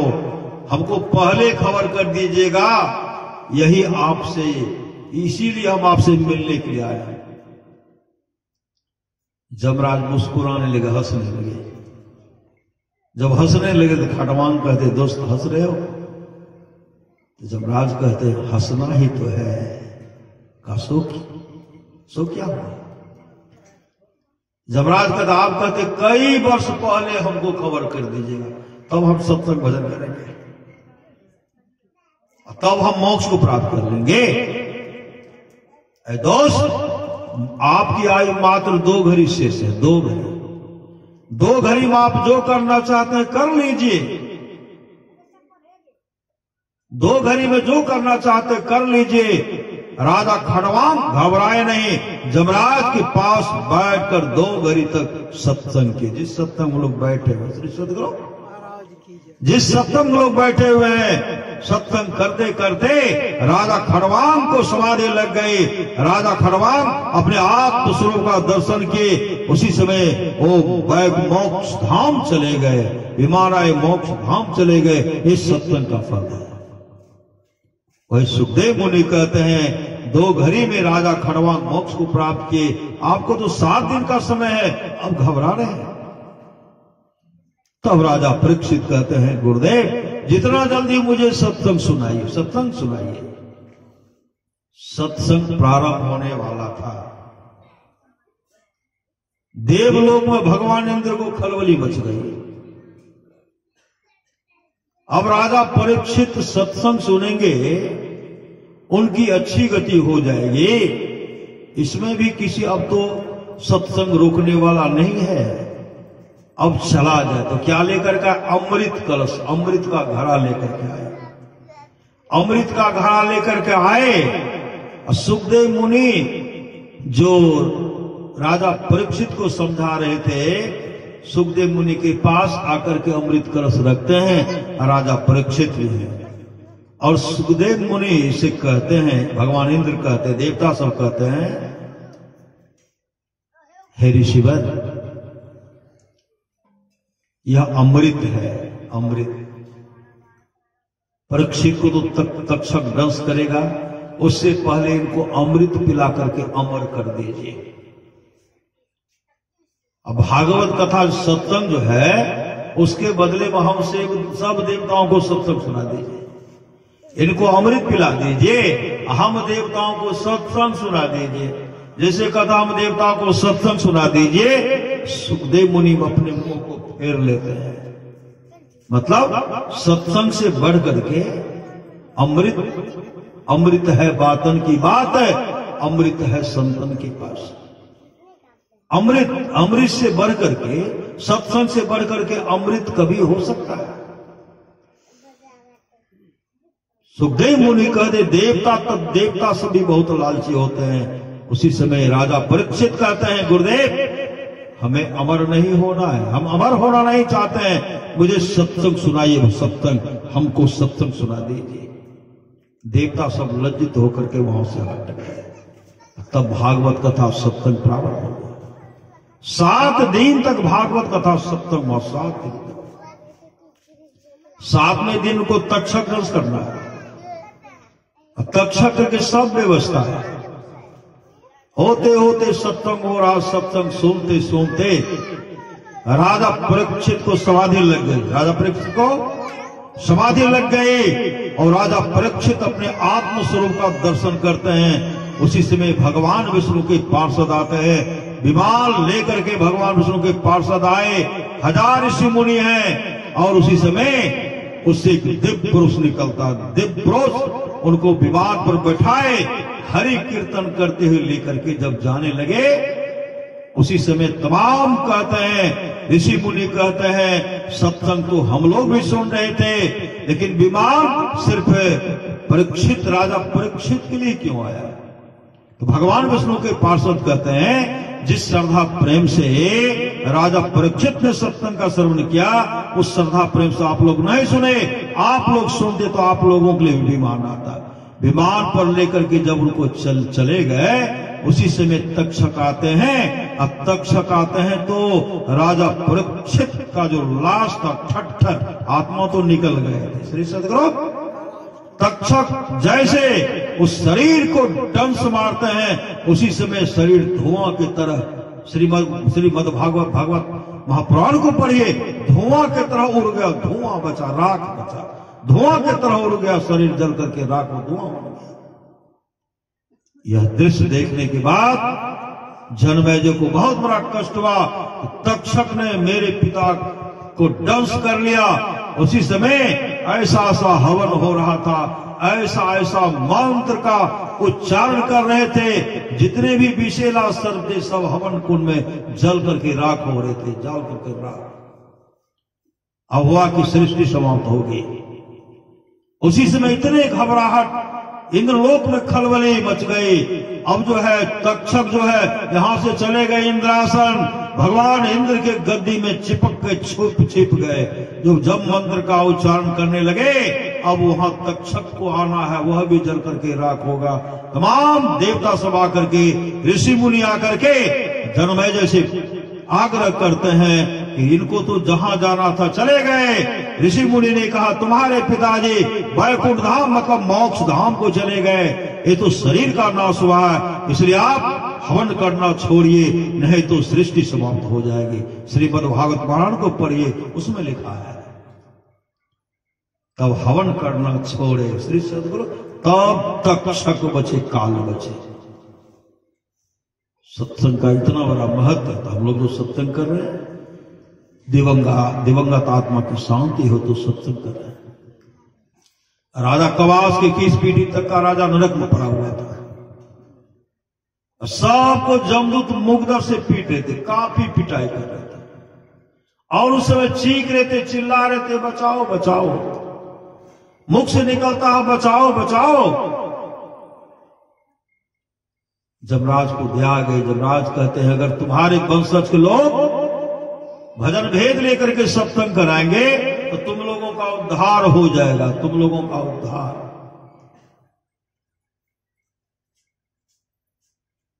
जो राजा नरक में पड़े हुए थे, स्वप्न में आकर के राजा कवास से कहते कवास दीक्षा लेकर के, भजन भेद लेकर के सत्संग करवाओ।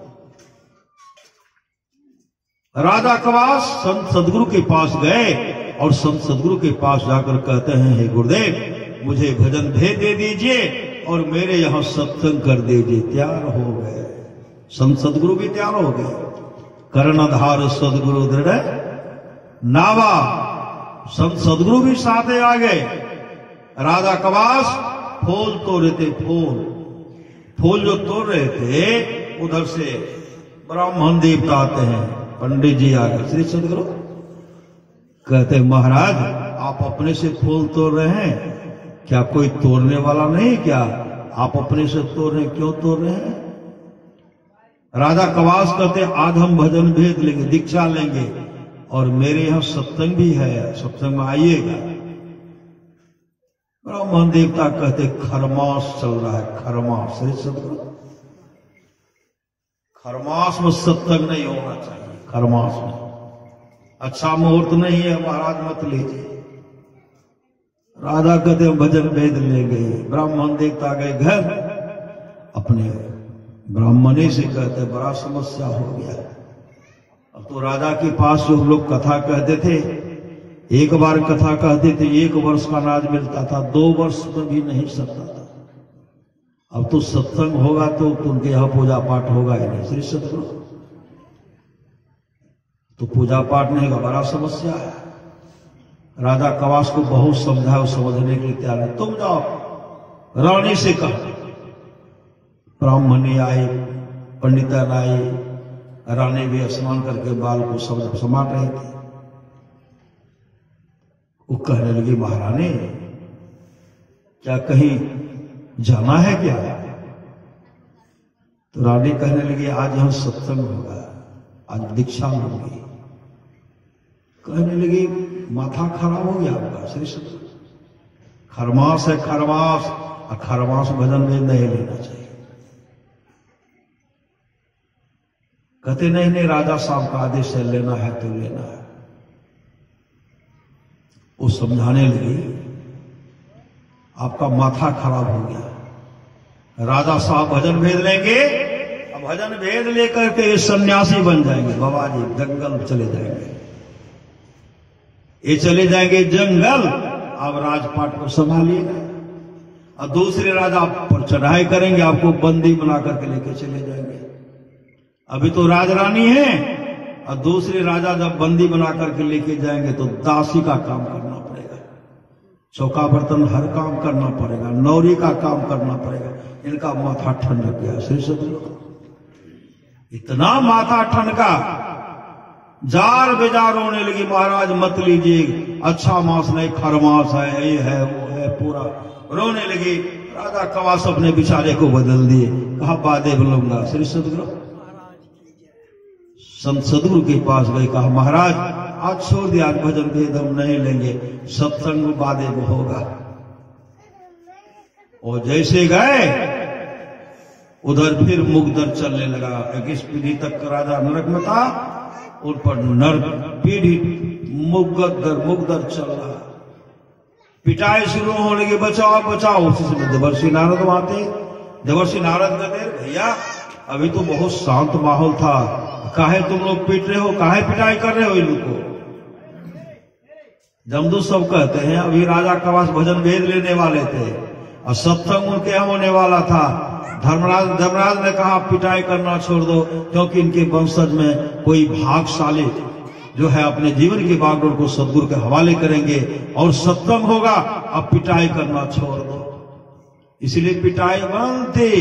राजा कवास विचार बदल दिए, जमराज कहते फिर से कुटाई करो, इसलिए हम लोग कूट रहे हैं, मुगदर चल रहा है।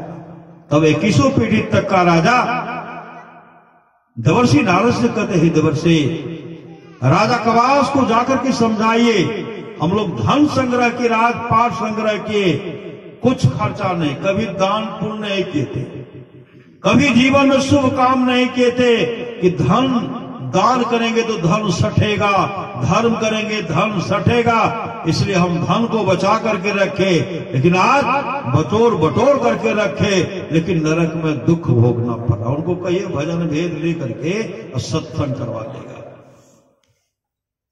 तब देवर्षि नारद आकर के समझाए। 21 पीढ़ी तक का राजा यह भी कहे थे, जो उनको बहकाता है उनको पिटाई करे। श्री सदगुरु जो भजन भेद लेने से रोकता उन पर पिटाई करे, उनको डांटे फटकारे, रानी को भी डांटे।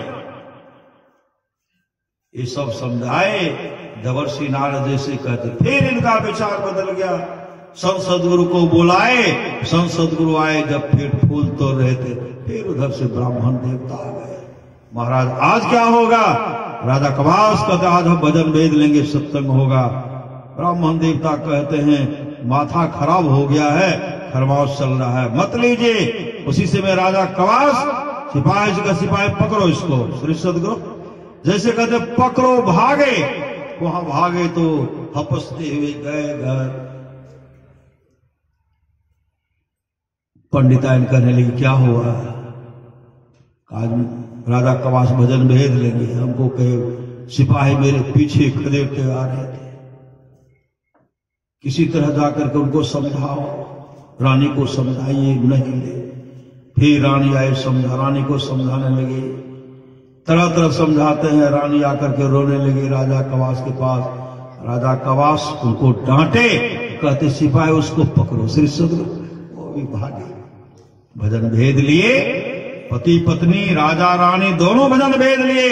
भजन भेद लेकर के जैसे सत्संग कराए, सत्संग समापन की ओर जैसे कहते हम लोग आरती करते हैं, भव खंडन आरती यह निर्मल करी में ही अमृत रस है। पीछे जैसे आरती, वहां जो आरती समाप्त हुई उसी समय स्वर्गलोक से विमान आया। 21 पीढ़ी तक का राजा जो नरक पड़ा हुआ था उनको निकाल करके सिंहासन पर बैठा करके, विमान पर बैठा करके स्वर्गलोक लेके चला गया। इस सत्संग का फल है। इसलिए भगवान श्री राम कहते हैं भगति सुतंत्र सकल सुख खाने, अब बेनो सत्संग न पावही। प्राणी आप लोग जानते हो सच्ची घटना। एक महात्मा जी आए रानी के पास। रानी भजन भेद ले लिए।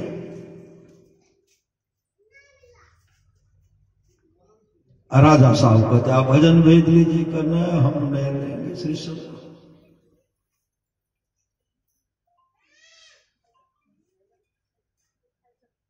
बंदरनी वाला भी हाथ कहानी आप लोग जानते होंगे। आकाशवाणी हुई कि जो अभी नदी में स्नान करेंगे अच्छा मुहूर्त है, अच्छा शरीर प्राप्त करेंगे। आकाशवाणी हुई, बंदरनी अपने पतिदेव से कहने लगी स्वामी कूदिए स्नान कीजिए, बहुत अच्छा मुहूर्त है। बंदरवा कहते किसके फेरे में पड़े हुए हो, अभी स्नान करने से कोई अच्छा शरीर अच्छा मुहूर्त है। वैसे कुछ से कुछ लोग बक रहे हैं, ऐसे बकने दो। बंदरनी कहने लगी मैं इस अवसर को हाथ से जाने के लिए दूंगी। उसी से वो वृक्ष पर से डाल पर से कूद पड़े नदी में। जैसे नदी में कूदते हैं सुंदर राजकुमारी बन गए श्री सतगुरु। अब बंदरवा देख रहे हैं मेरी बदर नहीं गिरी तो कहां गई, तो देखते हो राजकुमारी है। उसी समय एक उधर से आए राजकुमार, उनको लेके चले गए। बंदरवा टुकुर टुकुर देखते रहे। जब लेके चले गए तो बंदरवा भी कूदे। मुहूर्त तो बीत गया था, बंदरवा का बंदर भी रह गया। श्री सद्गुरु समय कर ली, शुभ काम कर लीजिए। समय गया फिरता नहीं, झट ही करो निज काम। जो बीता सो बीतिया वो कहो, गुरु नाम है संत बता बिन गति नहीं। सुनो सकल दे कान, जो चाहो उद्धार को बनो संत संताने। में ही राज्य है भेद यह संत बता कर गाय, सबको दियो सुनाए कि अब तू रहे छुपा। विश्राम सागर की बात आप लोग जानते होंगे। देवर्षि नारद पहुंचे कहां, एक कृष्ण दत्त शर्मा जी ब्राह्मण देवता उनके पास पहुंचे। कृष्णदत्त शर्मा की पत्नी देवर्षि नारद से कहते हैं देवर्षि भोजन कर लीजिए भोजन। देवर्षि नारद कहते खाने की इच्छा तो नहीं है। वह ब्राह्मणी माता कहने लगी कढ़ी बड़ी भात बड़ी बनाई हो। फलोड़ी कहते उसको न कहते श्री सत्य। देवर्षि नारद कहते जब बनाए है तो खिला दीजिए। दम लगा करके खाए, जो सर्वदाता खाए। ब्राह्मणी माता भी किनको खिलाए।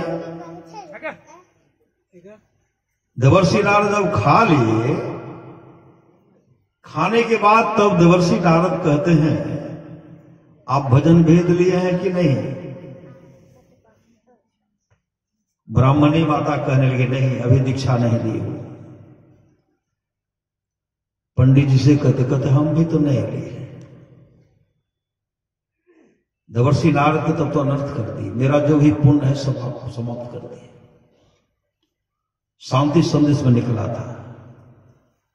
उसी समय देवर्षि नारद अपने से पानी भरे, अब पानी पिए, भर दाम पानी दम पानी पिए और दोनों उंगली को कंठ के पास पहुंचाए। जो भी करी वरी था उन्हें के जमीन पर रख दिए। श्री सद्गुरु ब्राह्मणी कहने लगी देवर्षि बहुत सुंदर से बनाए थे, बहुत सुंदर से बनाए थे। का पेट में एक भी भात का कण रहता ना नरक में जाना पड़ता, क्योंकि आपके जीवन में सद्गुरु नहीं है। श्री सद्गुरु आप भजन भेद नहीं लिए हैं। एक भी दाना अगर पेट में रह जाता तो नरक में भी जगह, नरक तो जाना ही पड़ता है। ब्राह्मणी माता को बहुत चोट लगी। ब्राह्मणी माता कहने लगी देवर्षि मुझे भजन भेद दे दीजिए। कृष्णदत्त शर्मा जी कहते तब तो हमको भी लेना पड़ेगा। कहते हाँ ले लीजिए श्री सद्गुरु ले लीजिए। ब्राह्मणी माता तो फूल का माला बनाने लगे। अब कृष्णदत्त जो शर्मा जी थे श्री सद्गुरु तो पूछने के लिए चले गए।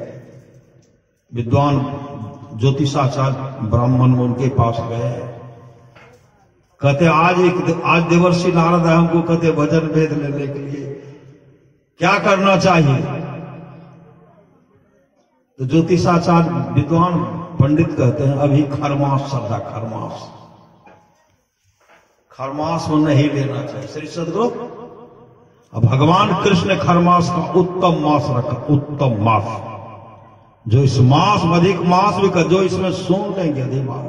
खरमास में भी जो एक तो अधिक मास मलेमास होता है, एक खरमास होता है। श्री सद्गुरु इसमें जो भागवत में भगवान का कथा सुनते हैं उसका जीवन मंगलमय हो जाता है।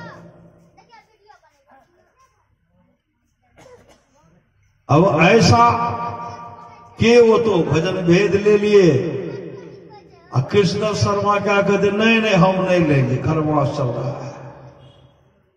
अपने पत्नी को भी मनाई करते, पत्नी कहते नहीं मैं तो दीक्षा लूंगी, ले लिए। अब इधर उधर पंडित जी पूछने में लग गए। श्री सद्गुरु कुछ दिन के बाद वो ब्राह्मणी माता जी का शरीर छूट गया, और शरीर छूट गया तो एक राजा की राजकुमारी बनकर के जन्म लिया। कृष्णदत्त शर्मा जी का भी शरीर छूटा, जीवन में सद्गुरु तो था नहीं, राजा के हाथी बनकर के जन्म लिया, हाथी। श्री सद्गुरु राजा के हाथी बनकर के जन्म लिया। अब ये राजकुमारी पूर्व जन्म का संस्कार याद है कि मेरे पतिदेव है, मेरे पतिदेव। हाथी को भी कुछ आभास था, देवर्षि नारद का जो संगत था, ये तो मेरी पत्नी है लेकिन ये तो राजकुमारी है, तो हाथी खाता नहीं था। राजकुमारी बीच में जाकर के हाथी को खिलाती थी, हाथी खाता था। हाथी हमेशा रूसते थे। श्री सद्गुरु अब राजकुमारी की शादी होगी, अब हाथी तो पूरा उदास रहने लगे, उदास।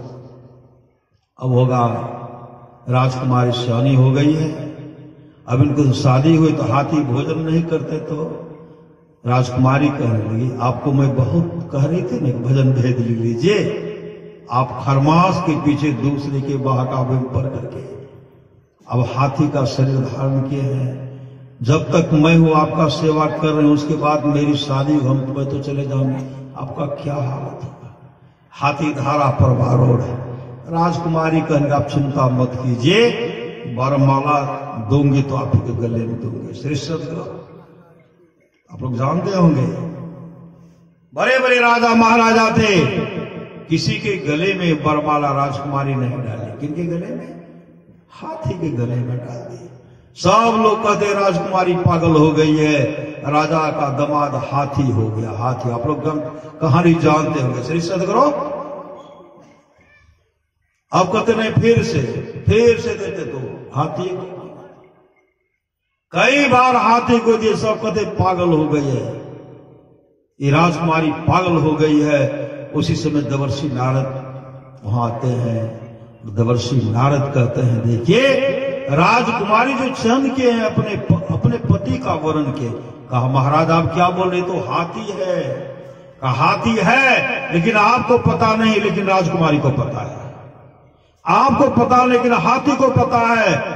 अब जो फिर भी है कि नहीं, ये राजा भी कहते नहीं इनको हम थोड़े दामाद बढ़ाएंगे। श्री सद्गुरु अब जो है हाथी माथा पीट रहे हैं। उसी समय देवर्षि नारद कहते हैं कृष्णदत्त जी याद है? कहां? हाँ याद तो है। मैं आपको कह रहा था दीक्षा लेने के लिए, आप गए पूछने के लिए। खरमास है, खरमास तो आप ही को लगाना है। रानी का जीवन तो, राजकुमारी का जीवन तो बन गया। अब भी दीक्षा लेना चाहते हैं कि नहीं? हाथी कहते रोते, हाँ देवर्षि हमको नाम दान दे दीजिए। उसी समय देवर्षि नारद नाम का उच्चारण करते हैं, कान में कहते मंत्र देते, कहते इसको जपिए। मंत्र दिए, ऐसे फूंकते हैं, हाथी का शरीर छोटा हाथी धड़ाम नीचे गिर गया और उसे दिव्य पुरुष निकलता है जो राजकुमार के जैसा सुंदर। श्री सद्गुरु उसके गले में वरमाला डाल दिया। एक भजन भेद दीक्षा लेने का फल है, इस सत्संग करने का फल है। संत महात्मा लोग कहते, भगवान श्री कृष्ण की वाणी है, निष्पाप उद्धव जी, कोई कितना भी अश्वमेध यज्ञ कर ले, कृष्ण चंद्रायण आदि आदि व्रत कर ले, उसके द्वारा में सुलभता से प्राप्त नहीं होता। बस एक सत्संग ऐसा जरिया है जिसके द्वारा सुलभता से प्राप्त हो जाता, उस भक्त के वश में हो जाता और उस भक्त का परम कल्याण हो जाता। पर महाराज महाराज की वाणी है, थोड़ा सा भी सत्संग करो बड़ा लाभ होता है। जितना लाभ की बहुत धन के मिलने, बहुत विद्या के पढ़ने से होता, उतना लाभ सत्संग से होता है। नित्य नियमित ढंग से सत्संग करो, सत्संग से खाली कोई मत रहो।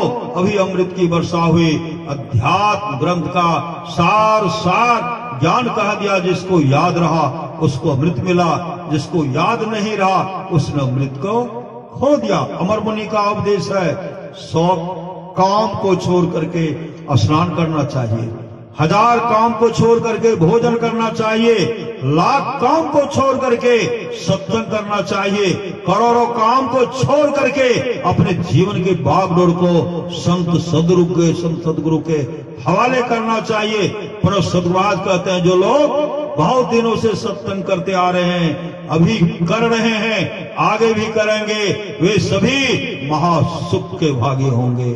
महापुरुष की वाणी, जिनके प्रथम पुण्यतिथि के अवसर पर, पुण्यतिथि कहिए, बरखी कहिए, श्री सदगुरु श्राद्धोपरांत कहिए, अगर उसमें सत्संग का आयोजन किया जाता है, वो स्वर्ग लोक की प्राप्ति करते हैं, अच्छे से अच्छे लोगों की प्राप्ति करते हैं, जो अपने जीवन के बागडोर को संत सदगुरु के हवाले करके शरीर को प्राप्त करते हैं, शरीर को प्रत्याग करते हैं, उनका जीवन मंगलमय होता है।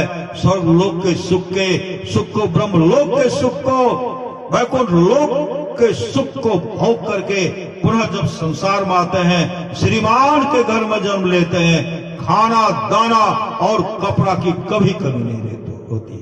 पर महाराज महाराज कहते, ईश्वर भजन करते रहिए, सत्संग में ध्यान नित्य करते रहिए, खाना दाना और कपड़ा की कभी कमी नहीं रहेगी। जहाँ पर लोग यहाँ सुख चाहो, सुनि मम वचन हृदय दृढ़ गहो, सुलभ सुखद मार्ग भाई, भगति मोर पुराण सुध गाई, भगति सुतंत्र सकल सुख खानी, बिनु सत्संग न पावई प्राणी। बोलिए प्रेम से श्री सदगुरु महाराज की जय।